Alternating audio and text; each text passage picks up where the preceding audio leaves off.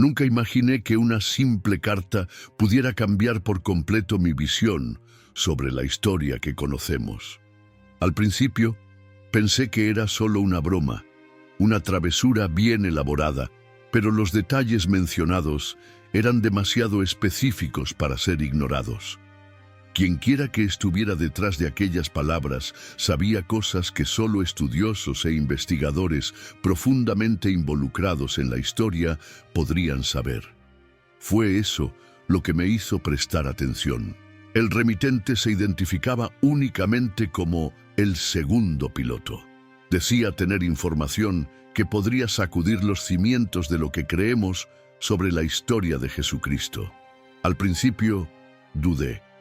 ¿Quién en su sano juicio creería en algo así proveniente de un desconocido? Pero entonces mencionó detalles que solo un grupo selecto de investigadores conocía. Eso me dejó inquieto. ¿Qué era lo que realmente sabía? ¿Por qué decidió ponerse en contacto conmigo? Después de algunos intercambios de mensajes, me invitó a encontrarlo en Noruega. «Tengo algo para ti», escribió. La idea de viajar a otro país para encontrarse con un desconocido parecía una locura, pero mi curiosidad ya había sido despertada. Convencí a Blanca, mi esposa, y a una pareja de amigos para embarcarse en esta aventura conmigo. Si aquello resultara ser una trampa, al menos no estaríamos solos. Al llegar a Noruega, nos encontramos con ese hombre misterioso. Me entregó un pendrive, solo eso. Ninguna gran revelación verbal, ninguna explicación inmediata. Solo un pequeño dispositivo que, según él, contenía información que cambiaría mi forma de ver el mundo. No sabía qué esperar, pero guardé el pendrive con todo cuidado. Poco sabía yo que aquello era solo el comienzo. Tras regresar a casa, analicé el contenido del pendrive. En él había archivos de texto y videos antiguos, algunos en idiomas que ni siquiera conocía. Pero un detalle llamó mi atención. Hablaba de un Jesús anterior a su vida pública, antes de convertirse en el predicador que conocemos. Mencionaba viajes que Jesús realizó por el Mediterráneo y partes de Asia, viajes que nunca fueron documentados en los evangelios tradicionales. ¿Era eso posible? ¿Cómo es que nadie había hablado de ello antes?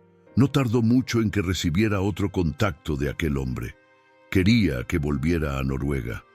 Mi esposa no entendía el motivo de un nuevo viaje, pero yo sabía que necesitaba descubrir más. Después de todo, ya me había sumergido en ese misterio y no podía simplemente ignorarlo. Una vez más, emprendí el viaje para encontrarlo. Esta vez nos encontramos cerca de una cascada. El paisaje era impresionante, casi hipnotizante. Me entregó otro pendrive, esta vez con un nombre específico, Relámpago Negro. Al abrir los archivos, me di cuenta de que lo que allí se encontraba era aún más impactante que todo lo que había visto antes. Este nuevo conjunto de información hablaba de eventos que habrían ocurrido antes de que Jesús iniciara su predicación pública.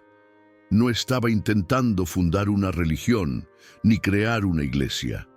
Al contrario, según los documentos, solo quería compartir conocimiento y conectarse con las personas. Una de las revelaciones más impactantes se refería a la famosa frase atribuida a Jesús: «Pedro, tú eres la piedra, y sobre esta piedra edificaré mi iglesia». Según los archivos, esa frase nunca fue pronunciada por él. La palabra iglesia ni siquiera existía en arameo, idioma que hablaba Jesús. Fue una adición hecha muchos años después, cuando la iglesia primitiva ya estaba consolidada y necesitaba justificar su autoridad. Eso cambió por completo mi visión sobre lo que creía saber. Otro detalle intrigante que traían los documentos se refería a la fecha del nacimiento de Jesús. De acuerdo con esta nueva información, él no habría nacido en diciembre, sino en agosto. Esto tenía sentido desde el punto de vista histórico y climático. En esa época, difícilmente los pastores estarían en el campo en pleno invierno. La iglesia habría elegido el 25 de diciembre para coincidir con la Saturnalia, un festival pagano ampliamente celebrado en la antigua Roma. De esa manera, el cristianismo pudo sustituir las festividades ya existentes y ganar más adeptos. Mientras asimilaba esa información, algo aún más sorprendente apareció: relatos de curaciones masivas realizadas por Jesús. En un pequeño pueblo llamado Saidán, se decía que cientos de personas se reunieron para ser curadas por él. Testigos relataban que, en determinado momento, algo inexplicable sucedió. Se produjo una curación colectiva. No solo una o dos personas, sino una multitud entera fue afectada al mismo tiempo. ¿Cómo era eso posible? ¿Acaso Jesús realmente poseía un conocimiento avanzado sobre la curación, algo que la ciencia aún no comprende? Y luego llegó uno de los relatos más icónicos y polémicos: Jesús caminando sobre las aguas. Según los archivos, esa historia podría tener una explicación mucho más terrenal de lo que se imagina. Pedro, uno de sus discípulos más cercanos, sufría de sonambulismo. Durante una travesía en barco por el mar de Galilea, Pedro habría tenido un episodio de sonambulismo y caído al agua. Medio consciente, medio en trance, habría visto a Jesús y creído que él estaba caminando sobre las aguas. El episodio fue tan impresionante que la historia se transmitió, transformándose en lo que conocemos hoy. Sin embargo, nada me preparó para lo que descubriría sobre la resurrección de Jesús. Según esos archivos, él no resucitó al tercer día, sino al segundo. Esto ya era impactante por sí solo, pero había más. Tras su resurrección, habría aparecido en 19 ocasiones en lugares completamente distintos, incluyendo Alejandría, en Egipto, y la ciudad de Tiro, en el actual Líbano. ¿Cómo podía estar en tantos lugares diferentes en tan poco tiempo? Uno de los relatos más impresionantes hablaba de su aparición en la playa de Sá. Más de 500 personas habrían sido testigos de ese momento, pero los evangelios lo mencionan de forma breve, sin darle la debida importancia al evento. Y algo aún más extraño: al principio habría aparecido con un cuerpo translúcido, casi espectral, pero a medida que interactuaba con las personas y compartía comida, su cuerpo se volvía más sólido. ¿Acaso eso era una evidencia de que su resurrección había ocurrido en un estado distinto al que imaginábamos? La transfiguración de Jesús también adquirió un nuevo significado a la luz de esos documentos. Habría subido al monte Hermón con 3 de sus discípulos más cercanos, y allí su cuerpo comenzó a emitir luz. Pero el detalle más curioso era que no estaba solo. 2 seres misteriosos lo acompañaron, pero no eran Elías ni Moisés, como afirman los textos tradicionales. ¿Quiénes eran entonces? Podrían ser entidades de otro plano de existencia. Lo más impactante era la descripción de Jesús como un ser que trasciende nuestra comprensión común. No era simplemente humano, pero tampoco era un dios en el sentido tradicional. Según los archivos, su origen iba más allá de lo que podemos imaginar. Eso lo cambia todo. El concepto de divinidad que tenemos ha sido moldeado a lo largo de los siglos. Pero ¿y si la verdad fuera más compleja de lo que cualquier religión nos ha contado? Estos descubrimientos arrojaban una nueva luz sobre la historia de Jesús. Si todo esto fuera cierto, entonces la versión que se nos enseñó durante siglos era solo una fracción de lo que realmente ocurrió. Pero si era así, ¿por qué esa información no era ampliamente conocida? ¿Quién tendría interés en ocultarla? Mientras me sumergía más profundamente en esos archivos, comprendía que Jesús era un hombre mucho más complejo que la figura que conocemos hoy. No solo viajó a diversos lugares antes de iniciar su predicación, sino que también tuvo encuentros con diferentes culturas y filosofías. Eso explicaría muchas de las ideas que trajo, las cuales se asemejan a enseñanzas encontradas en tradiciones espirituales tanto del Oriente como del Mediterráneo. Una de las revelaciones más intrigantes hablaba sobre la verdadera naturaleza de la creación. Jesús habría intentado explicar esa complejidad a sus discípulos, pero la limitación del lenguaje y de la comprensión humana de la época hizo que muchos de sus enseñanzas fueran mal interpretadas. En uno de los relatos, dibujó 7 círculos en el suelo, con un pequeño punto en el centro. Ese dibujo representaba la estructura del universo. Cada círculo era un nivel de la creación, y el punto en el centro representaba el paraíso, el único lugar fijo en la existencia. Esos documentos sugerían que Jesús poseía un conocimiento sobre la estructura del cosmos que iba más allá de lo que cualquier persona podría imaginar en esa época. La ciencia moderna nos muestra que existen miles de millones de galaxias, cada una con miles de millones de estrellas y planetas. Esto significa que el universo es demasiado vasto para que podamos comprenderlo en su totalidad.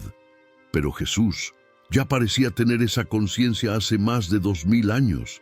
Otro hallazgo sorprendente estaba relacionado con la vida después de la muerte. Según los archivos, la resurrección de Jesús no fue solo un evento milagroso, sino una demostración de un proceso natural del universo. Mostró que la vida no termina con la muerte física, sino que continúa en una forma diferente.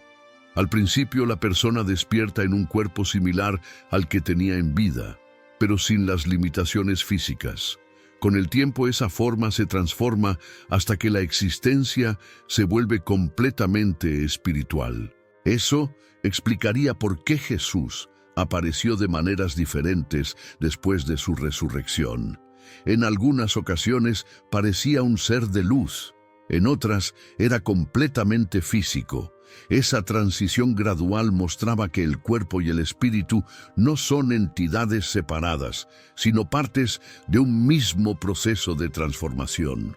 Además, la idea del infierno como un lugar de sufrimiento eterno no existía en las enseñanzas originales de Jesús. Él hablaba de un proceso de aprendizaje y evolución, en el que las personas tenían la oportunidad de crecer espiritualmente hasta alcanzar un estado de comprensión plena.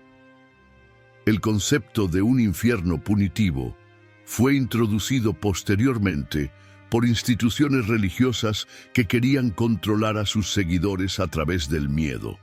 Esos documentos también mencionaban algo que me dejó intrigado: la relación entre Jesús y el tiempo.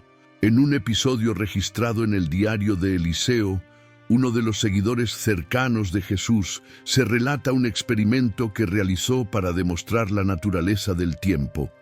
Jesús llevó a un grupo de personas hasta la orilla de un río y les pidió que observaran el otro lado durante 3 horas. Al final de ese periodo, preguntó qué habían visto. La respuesta fue unánime: nada había cambiado. Entonces explicó que el futuro no llega como pensamos. Es solo una construcción mental. El único momento real es el presente. Esa visión desafiaba todo lo que sabemos sobre el tiempo. ¿Y si el pasado, el presente y el futuro fueran solo diferentes percepciones de una misma realidad?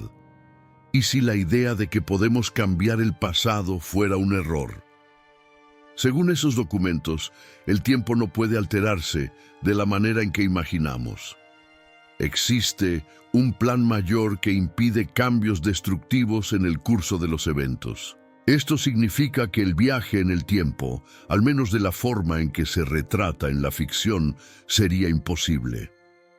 Pero quizás lo más sorprendente de todo fue lo que esos documentos revelaban sobre la conexión de Jesús con otros seres. En diversas ocasiones se mencionaban encuentros que tuvo con entidades que no eran humanas. Esos seres le transmitieron conocimiento, ayudándole a comprender su verdadera misión. Eso explicaría por qué sus enseñanzas eran tan avanzadas para la época. La historia de Moisés también cobró un nuevo significado a la luz de esos descubrimientos. Cuando subió al monte Sinaí, envuelto en una densa niebla y temblores, los documentos sugerían que aquello podría haber sido un contacto con una tecnología desconocida. Si Moisés realmente recibió instrucciones de un ser superior, ¿quién o qué era esa entidad? Durante siglos, la humanidad intentó comprender el origen de Jesús y su misión. Pero, ¿y si estuviéramos mirando la cuestión de la manera equivocada? ¿Y si él no fuera solo un líder religioso, sino algo mucho mayor? Algo que desafiara la comprensión que tenemos sobre la existencia y el universo.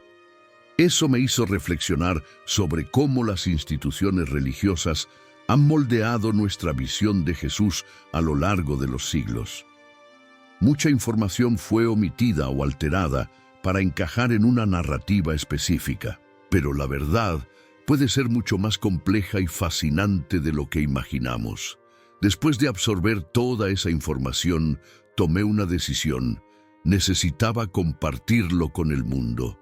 No porque quisiera desafiar creencias, sino porque creo que todos tienen derecho a conocer diferentes perspectivas sobre la historia. El conocimiento no debe estar restringido a unos pocos, sino ser accesible para todos. Por eso continúo mi búsqueda. No me conformo con lo que se dice oficialmente. Quiero ir más allá, explorar las historias que han sido dejadas de lado, entender los misterios que nos rodean. Y te invito a hacer lo mismo. Si esta información despertó tu curiosidad, si sientes que hay algo más por descubrir, entonces continúa este viaje conmigo.